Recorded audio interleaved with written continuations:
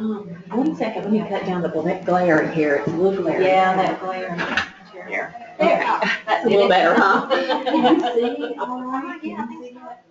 Let me use this. And for people to hear, I really do try to use this because the online, we have people that listen in online. They have a tough time hearing.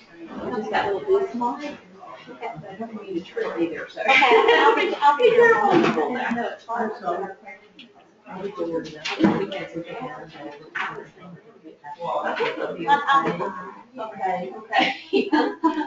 right. And you can do this so you can really go out and hear you. That's all right. That's wonderful. Yeah. Go ahead. And I'll tilt it so you can see it better. How about that? Is that a little better?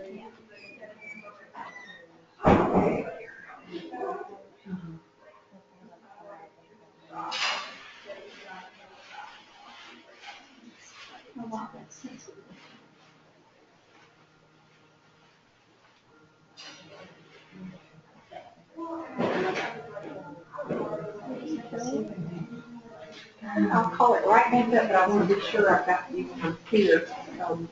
1 second.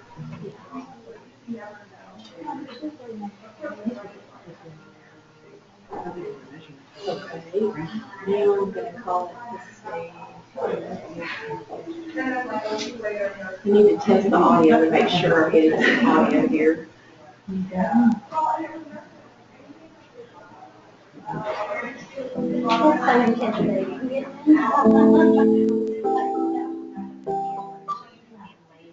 1, 2, 1, 2. Testing 1, 2. Testing 1, 2. Testing 1, 2. Okay, that's better. That's a lot better. All right. Just bear with me 1 second. Hurry. Oh, good. Okay, I just didn't see the time. Okay. And then I'm going to make sure this is on the hard drive so it runs smoothly.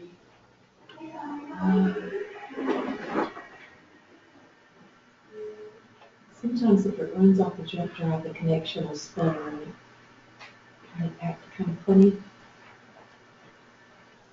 Oh, yeah.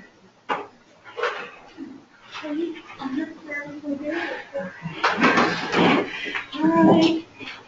I think we're okay now. Thank you.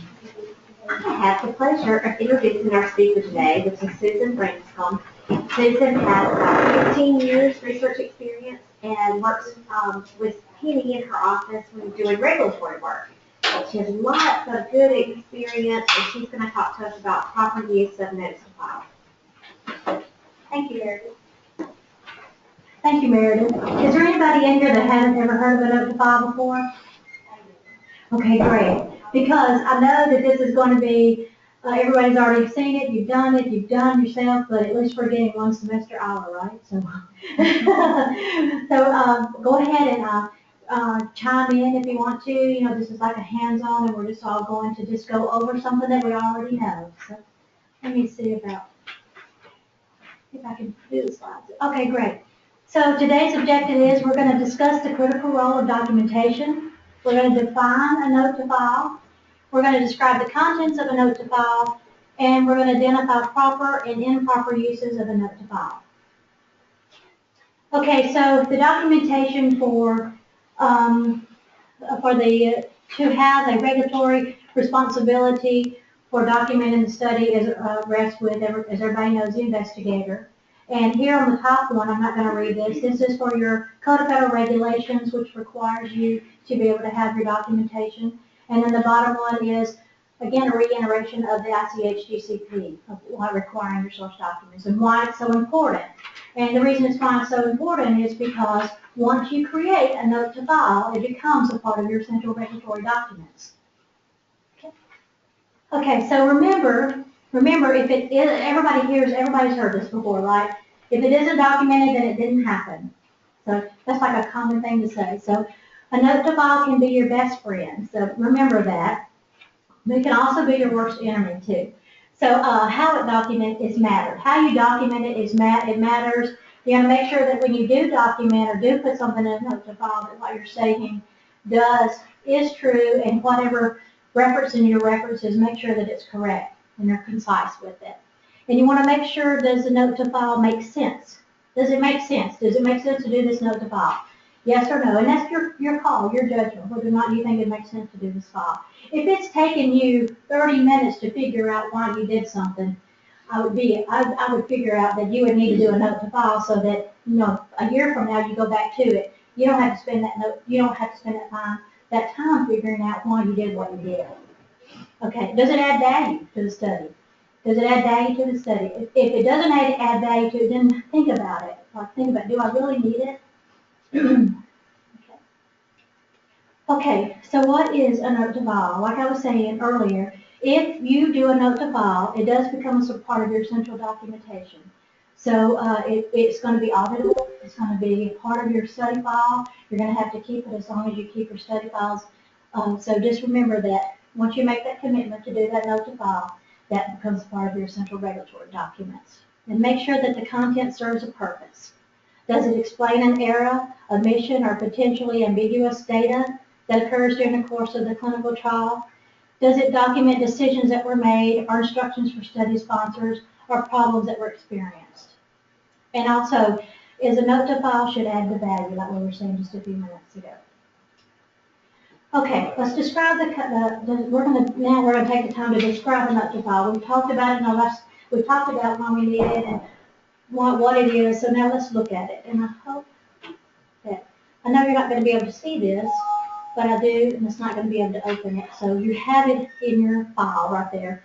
So I'm going to see, I've got to,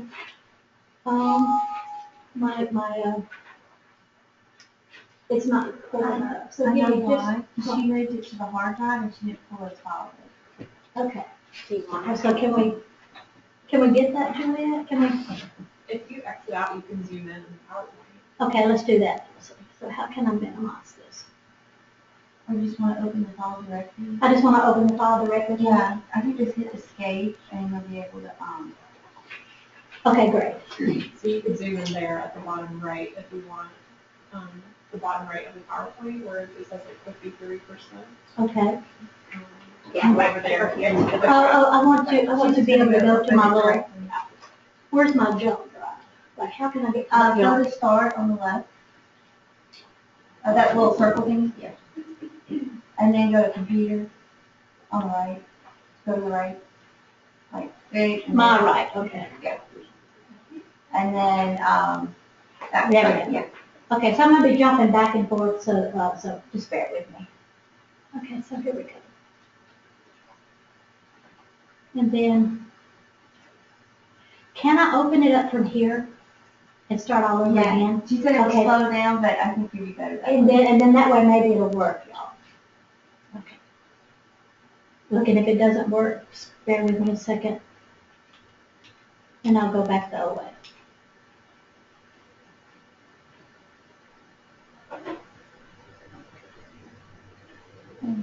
Yay, because I got a lot of them in here, so yay.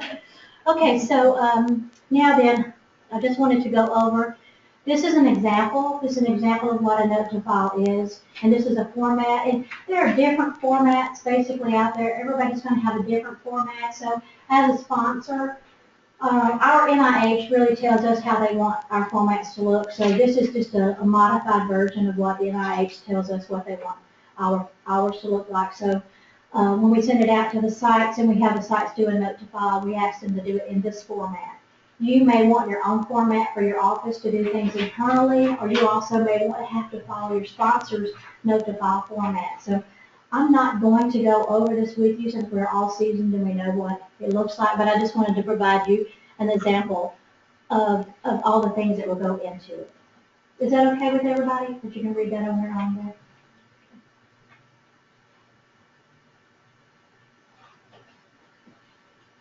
Okay. I'm so glad Juliet's here with me. Here we go. All right, so here we go. So now then, this kind of goes over what's in that note to file format that we were just talking about. So to identify the proper uses of the note to file is what we were just talking about. Provides information about the trial that's not available anywhere else in your documents. So basically, if you have a place to put a document, if you have some information that you need to put somewhere and it belongs somewhere, that's where you need to put it.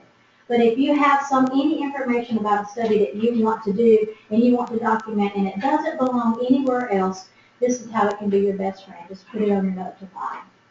Literally anything that has anything to do with the study and you want to document it and put it on your notes to file. Okay?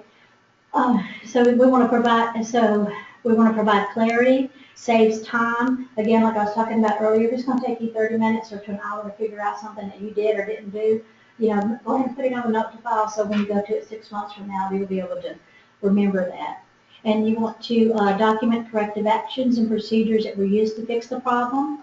And you can use effective notes to file to also demonstrate that you're doing their good clinical practice compliance. And also, notes to file is also like the FDA understands that we're human. They do not like to see mistakes without documentation and corrective action. When you complete your notes to file, you're going to have what the issue was, what your corrective actions were. Okay, improper uses. Notes to files are never written as an exemption from any one of these categories. So you would never write a note to file in place of protocol eligibility criteria, protocol deviation reporting, adverse event reporting, any of these items. You would not write a note to file for that. So basically, if you've got a place that you can write document and you can document it somewhere, that's where you need to do it. That's where you need to put it. But if it's not anything there available to put something on, then you can use your note to file. Okay, paper that doesn't tell the story. So for documentation is often cited when the FDA does their audits or monitors do their audits, saying that there wasn't enough information or that, let's say they issue warning letters, and in the warning letters they can say, okay, well, we issued a warning letter and this note to file, or actually, I'm calling it a note to file, but actually note to file can be many names, but it's all going to mean the same thing. Note to study file, note to file, note to memo, a study memo. Anybody else got some more names that you can think of that would call note to files? So a whole bunch of different names, but basically we get the gist of it. So I wanted to share this with you, and I know that, has anybody ever gone out on the FDA website and looked at some actual warning letters that were issued? Okay, great. So I just wanted to share that with you. Since we're rolling now, let's see if we can take it into there. So you can go to the FDA website, and on the FDA website, if you have an afternoon, you have nothing to do, and you want to look at, you can go in and look at this. And actually, if you go up here, the easy way to do it, we'll go A to Z. Click on your A to Z, and you go over here to W for warning, and then you can click on warning letters after that comes up. Okay, warning letters. And then, actually, they already have 2015's already posted, so you can go through there and just look at some of the various warning letters that the FDA issues. And a lot of the quotes are saying inadequate documentation.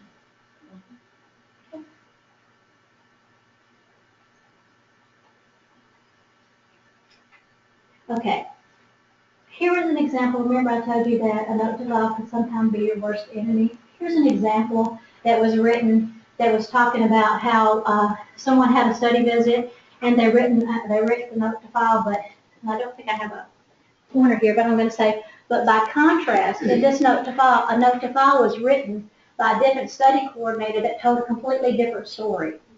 So make sure that whenever you're doing your notes to file, that you're keeping the uniformity together, and that you're quoting what needs to be quoted, you're quoting the right dates that need to be quoted, and the right PID numbers. Make sure that if you're talking about a study subject, that you're talking about the right thing. I know I'm not going too fast for everybody because we're all seasoned in here, right? But if I need to slow down, just let me know, okay? So Penny did this quote in here for me. Actually put this quote in here that there was a quote from an author that said actually that the practice has become so universal that CRAs and study coordinators think that that's just the way it's supposed to be done. That notes to files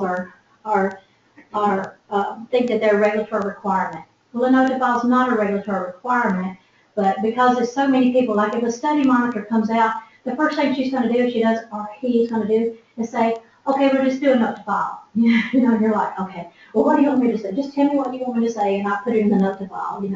So, but it's not really necessary because like it says here, that some have developed a habit of writing in notes to files instead of developing good record keeping procedures.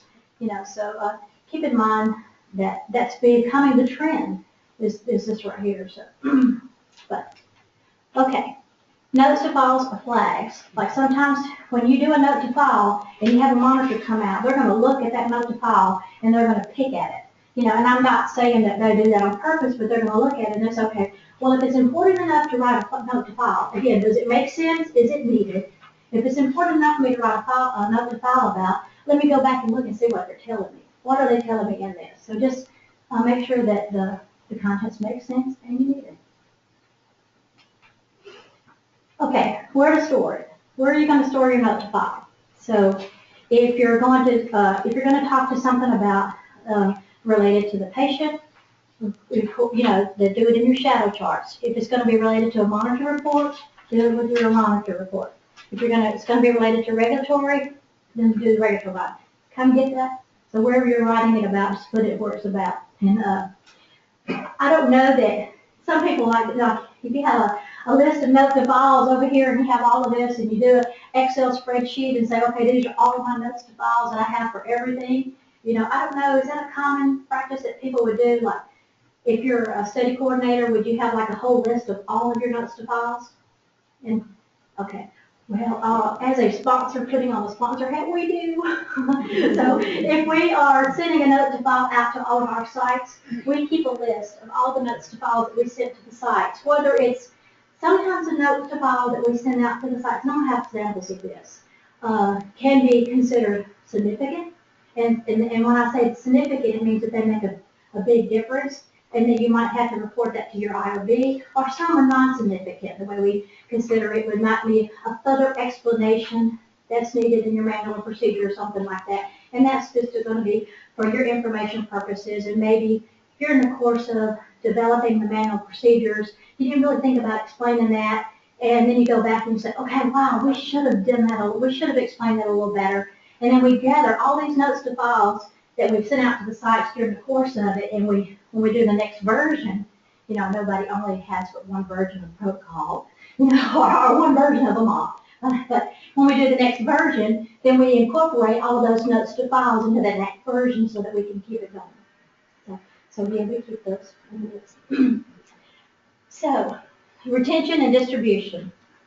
So all notes to files should be signed by the author. Again, if you're doing the note to file, you can sign it. Let's check with your sponsor, but the way that we ask it is whoever's authoring the note to file is the one that signs it, not necessarily the PI. But if you're filling out that note to file, then you sign.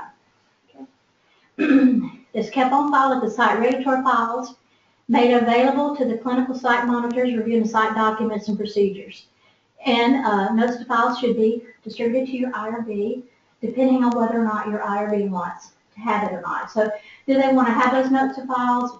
Then you just really kind of have a relationship with your IRB and say, you would know, okay, I know now that doesn't go, or yeah, that needs to go, or if I have any question, let me call the IRB, let me ask them, hey, I just got this note to file for my study, for my sponsor. Do you need it, or do you want it when I do my renewal submission packet, or whenever you want it, or whatever the submission requirements are?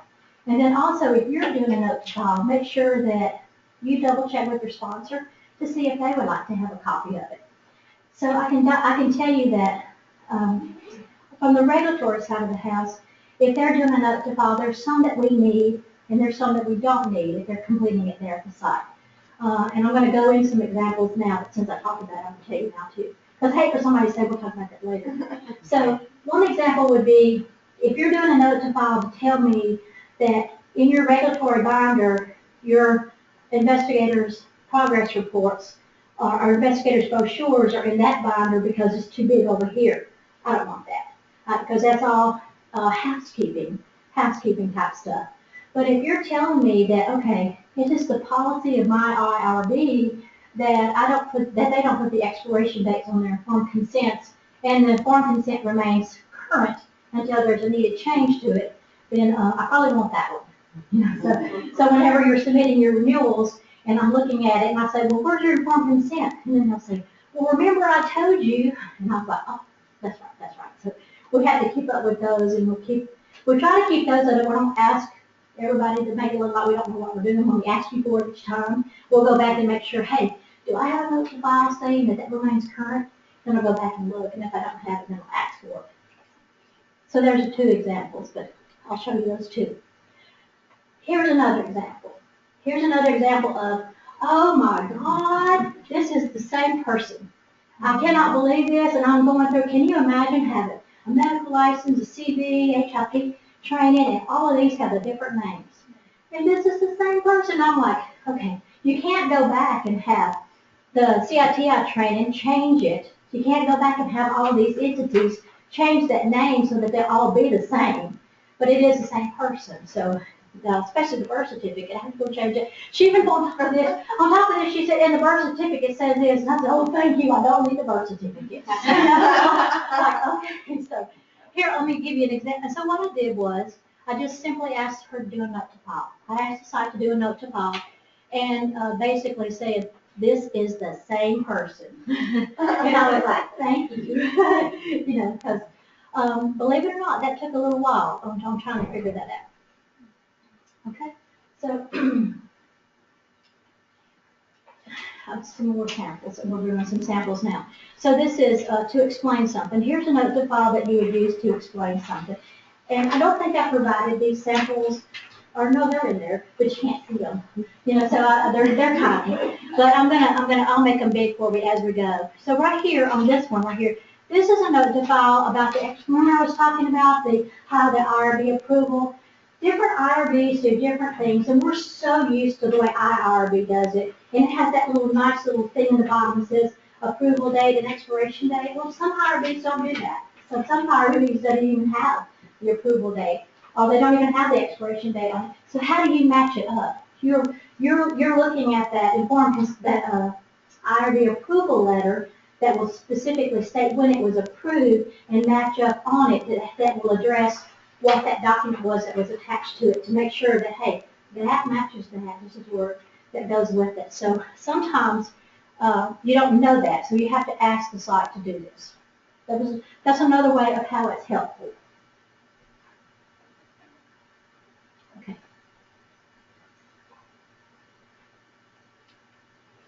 And here's another one. And I think it's the same thing, but it's just another different look on the way that they look when they come in. So they're all following, like I said, our template, and that's why I didn't want to stress our template on you. The 2 from the reference, the issue, the resolution, the effective date, and the comments. That's our standard format. If anybody wants it, I'd be glad to share. Just shoot me an email. I'd be glad to share that with you. We have like, you know. Okay. And here's an improper format, or what I would consider improper format for us. Did I ask the site to redo this? Oh no. If I get something that's signed from the site, I'm not, hey look, if you sign it and you send it to me and it's got all of those contents in it, it's got those initial things that I need, I'm not going to say, no, I have to have it like this. You know, so as long as I can have it, as long as it has what the corrective action is and what the issue was and how you resolve it and has all those issues in it, I will take it. I will take it in an email format.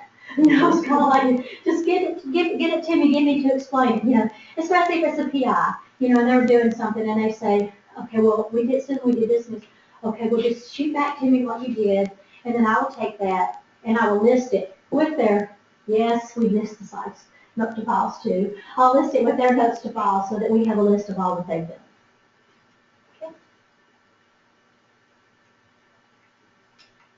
Okay.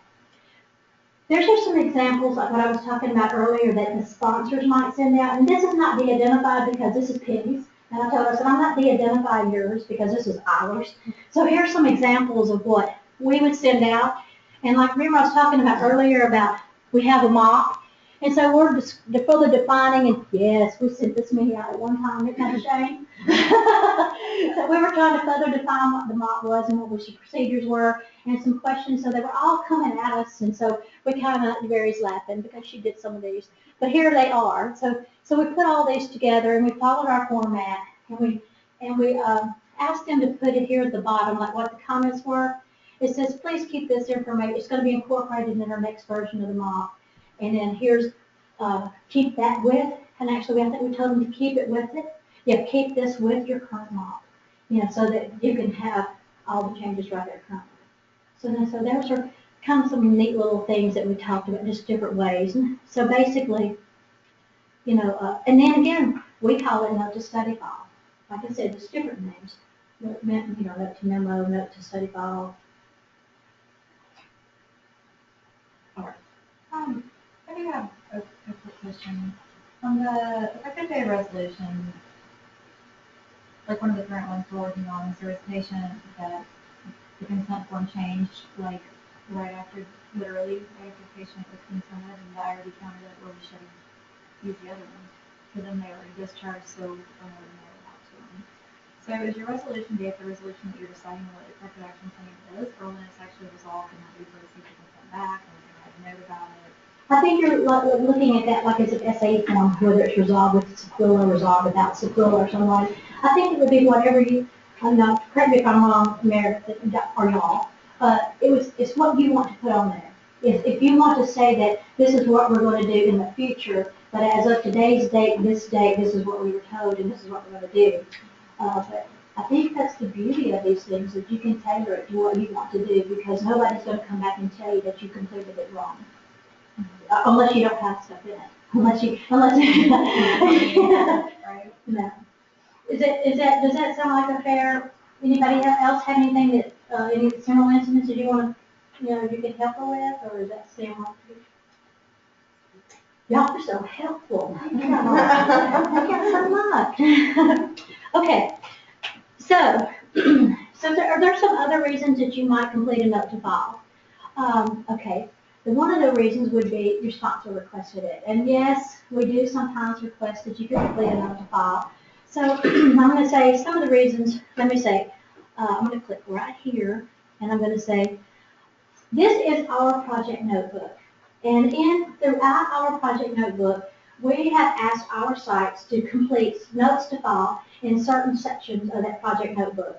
Because if y'all all know, the project notebook is one notebook, and it's got all these little tabs in it. And there's no way that you can fit everything in that one binder that goes with that project. So within the tabs that we have, we say, okay, behind this tab, do a note to file stating where that's located. Can anybody guess what one of those things might be? I've already said it earlier. Investigators' brochures. There might be so many investigators' brochures. Okay, so let me just see if I can do this.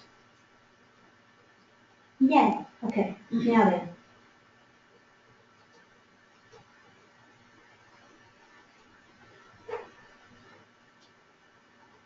Okay, so the subject contact information and financial disclosures is another thing that we ask them to be kept in a secure and separate location. Put a note to file in that section saying where they're located at, and then who has the responsibility for maintaining them. So again, there's another reason why we would ask. Now, as for me, from the sponsor standpoint, that would be another one that I wouldn't need you to send me. But the monitors, when they come out at your site and look at it, now they're going to want to know that. But through the course of the study, I'm never going to come to your house, so I don't need to know that. To see if we can find another one. I am so sorry. This is testing my eyes, y'all. Where's it? There we go. Okay, the contact information. Again, this is where we tell them to put the contact, to do a note to file there.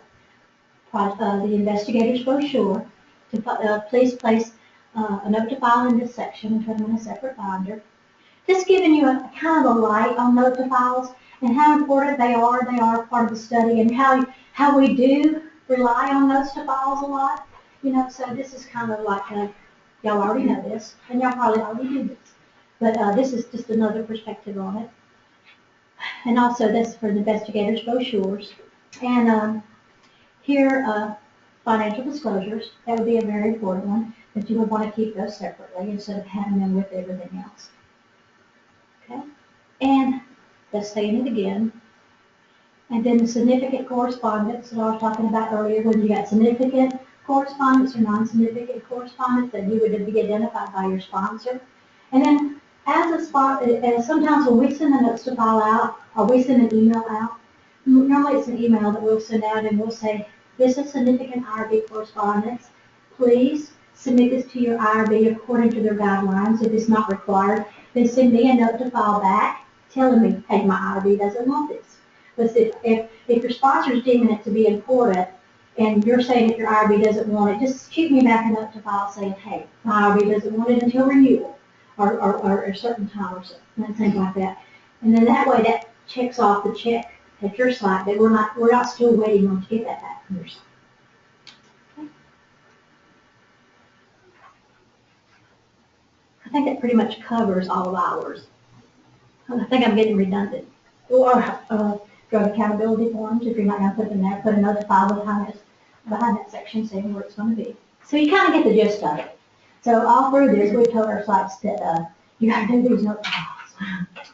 Okay, and another thing was, remember I was telling you that we do keep track of the notes to files that the sites do send us. And I'm going to give you an example right here.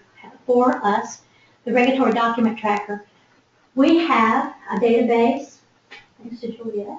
We have a database that we keep all of our regulatory documents on from every one of our sites. And one of the sections that we have is a note to file section. If you'll see this right here, it's my note to file. And in that note to file is if you as a site have sent that to us as a coordinating center, we'll take a list of it. And remember earlier I showed you the sample of the note to file that one of the persons who had their IRB, the IRB didn't change unless it was changed or the approval wasn't stamped on the bottom of it. Well, here it is. So right here, we'll just do a note to file to explain their IRB doesn't stamp the approval and expiration date in the form consents. So it's kind of a way, just giving you another look on the note to files, like as a sponsor when it comes back in, how it all ties together. And it all, like I said in the very beginning, the importance of it, a note to file, is because it does become a part of your central regulatory documents. It is a part of your study files. Okay.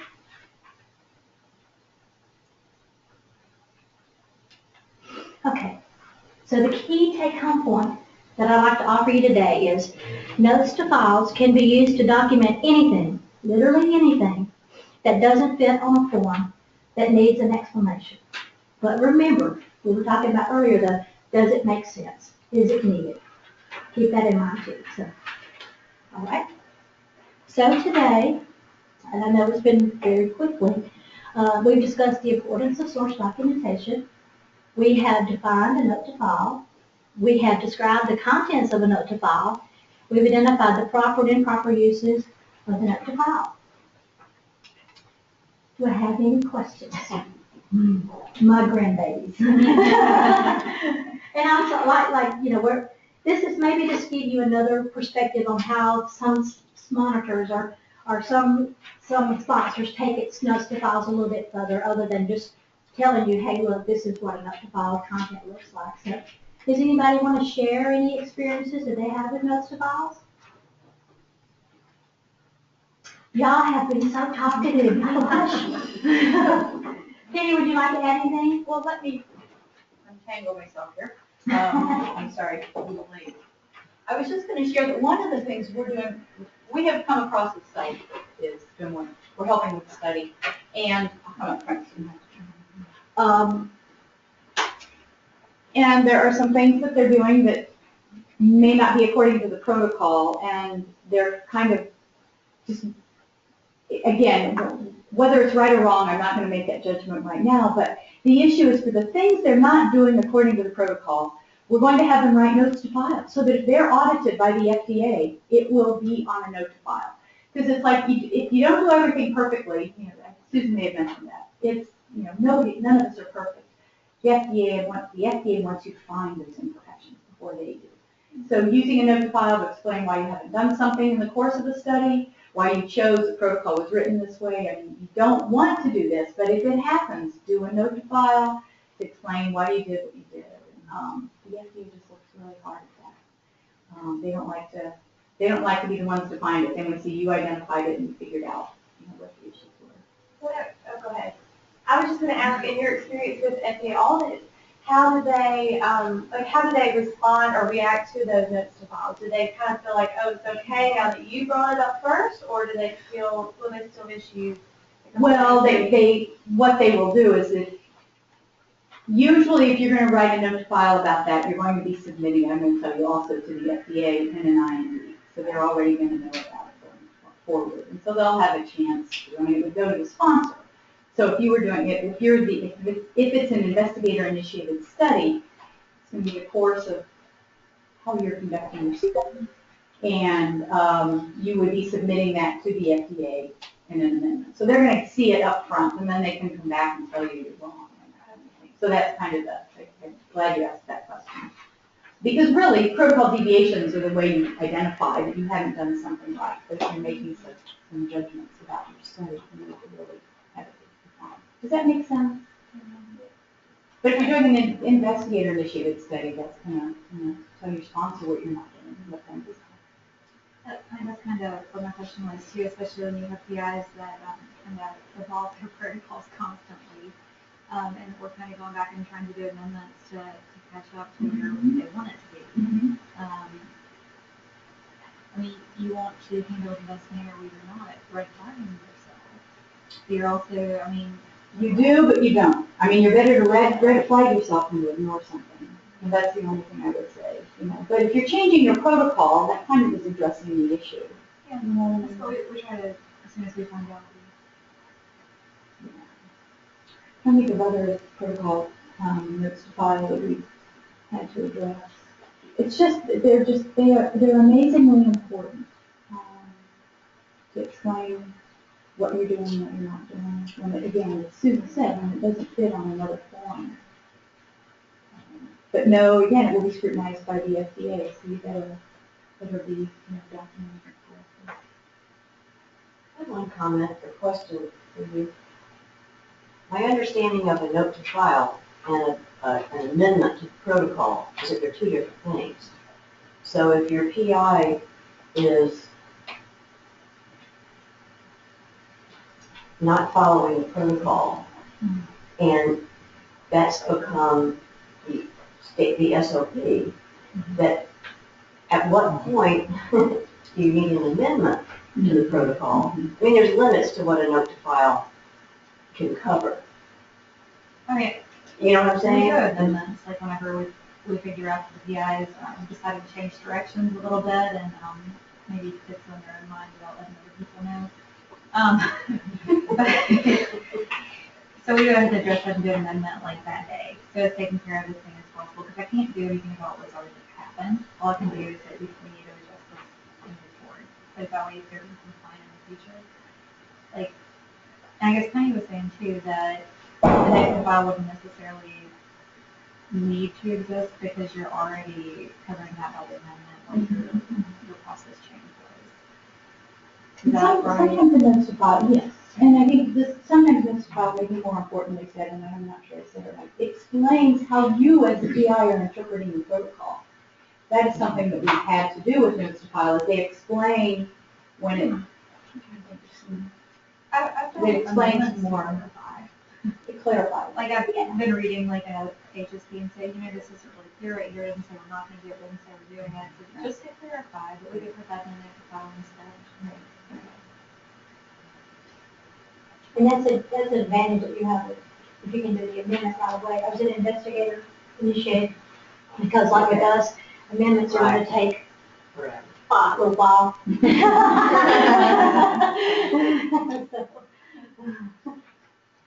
Any more questions? Well, thank you. Thank you everyone for coming.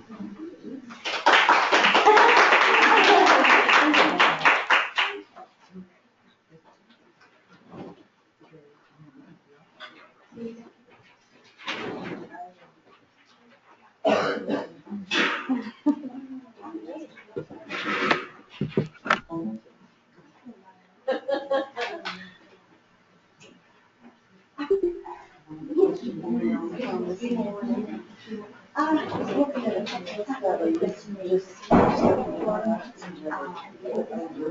but they still actually studies, but they have not been updated in the last 6 months. Do they actually look at these before they come out?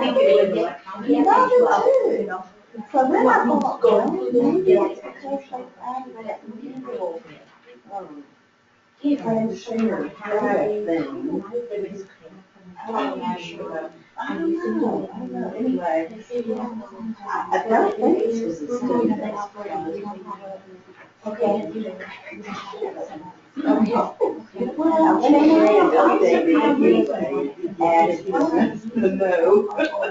I can tell you to reach out. I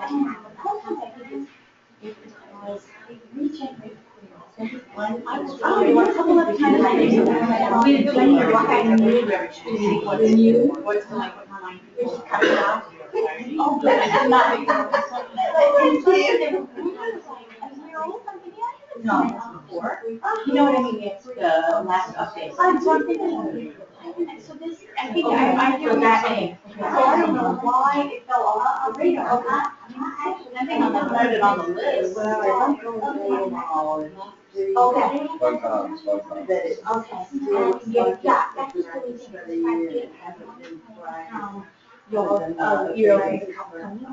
I'd be exactly fine, and I can put in my paperwork the next day. Okay, otherwise I'm making a new, you know, so I didn't want to wait too long to, you know. We think it should be incorrect. Yeah, let me send you some free classes that offer you free, I'm going to send you those free classes that offer free credits. Yes. And then,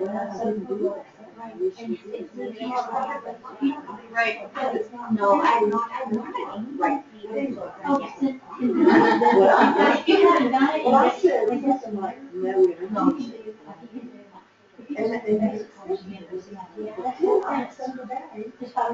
don't have to have it, whether you retake it. Right. I did that last time. Okay. Yeah, that's the thing I do remember. Okay, because you don't really have to. Thank you. Thank you. Weird.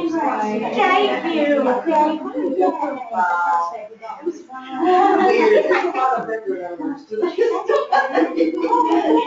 like, well, I'm just gonna. Oh, it seems like complete. Yeah. And again, I'm back to some boy.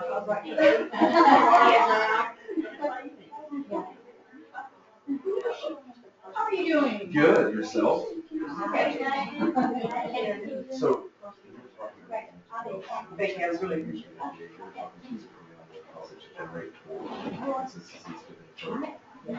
Just if it explains to you. Yeah. I mean, I think it's. You submit those in the annual report? Okay. It's really this loose explaining if you come across, you know, if you're having this year, I would, you know, and I think there's a category on the 1671 that we can check other. Yeah. So explain what the interpretation is changing.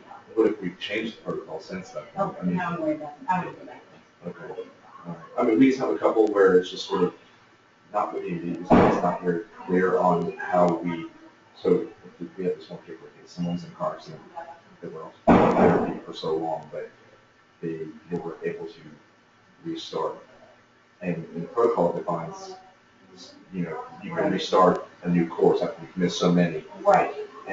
But so the question became, well, what course did you start? The one that you missed or the one that you go to the next? So we generated a file that says you go to the next. Right, and then you change your protocol to this. We haven't changed, no, but that file exists. Yeah, Okay. because that's when you're implementing the study. Now when you've got it on record, we get to, should you be audited, you've already audited. Just I would do it anyway, I wouldn't worry about it, it's nothing.